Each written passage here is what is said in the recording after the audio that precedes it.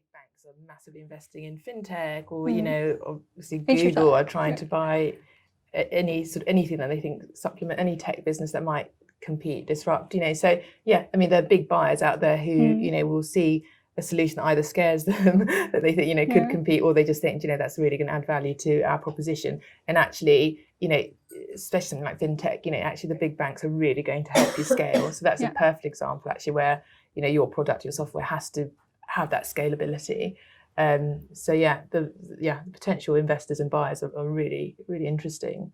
And actually, I mean, just coming back to that sort of gap in valuation expectation, I mean, there are ways of sort of bridging that gap. So, if now is the right time, but you're not getting that valuation that you think you might have got a couple of years ago, there are ways you can structure it. So you can either have some of the valuation, the acquisition price either deferred, or earn out is a classic way of sort of trying to bridge that gap. So you agreeing to stay on for 2 years, if you reach certain levels of, usually it's sort of profit driven, profitability, then you get an extra, effectively, extra cash bonus on that, or extra value for your sales. So there are ways of sort of structuring it so you can, there's this sort of day one price, but you sort of just push some of that